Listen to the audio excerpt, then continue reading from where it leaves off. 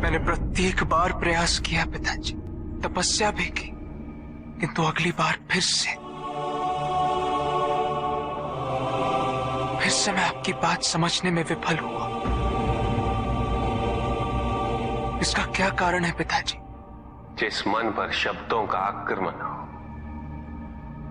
वो मन तो निरंतर एक खोज में खोया रहता है। कभी शास्त्रों में, कभी पर्वतों पर, कभी समुद्र के किनारे, तो कभी तीर्थ स्थलों पर, कभी मंदिरों में, कभी वन में। किंतु जो वो खोज रहा होता है वो कभी मिलता नहीं,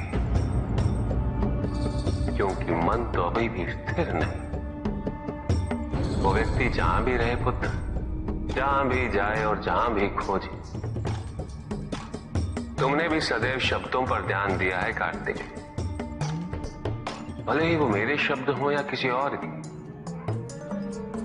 तुम्हारी प्रतिक्रिया तो उन शब्दों पर ही आती, और जो मन केवल शब्दों को सुनता है, वो उसके निहित अर्थ से स्वयं वंचित रह जाता।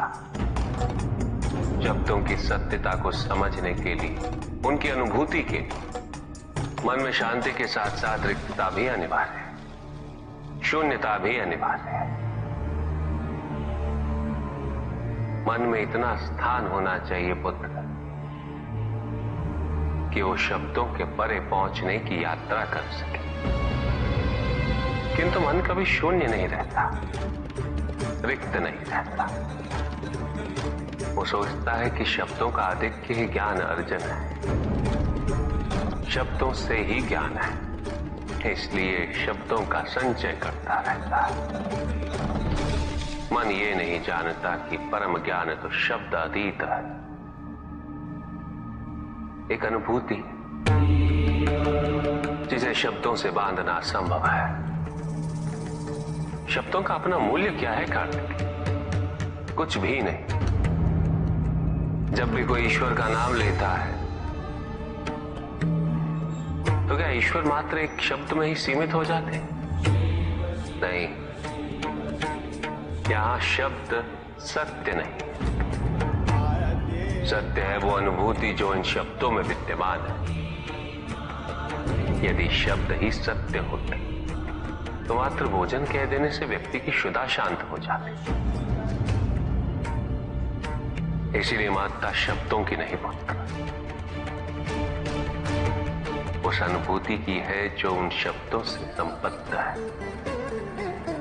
यदि शब्द नहीं भी होते तो वे ईश्वर अवश्य होते।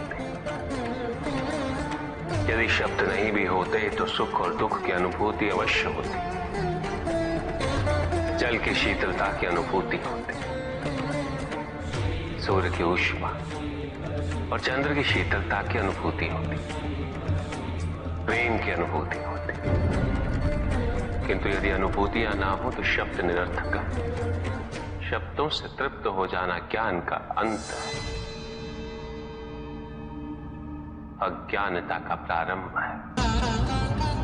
ज्ञानी वही है जिसके पास अनुभूतियां, अनुभव हो,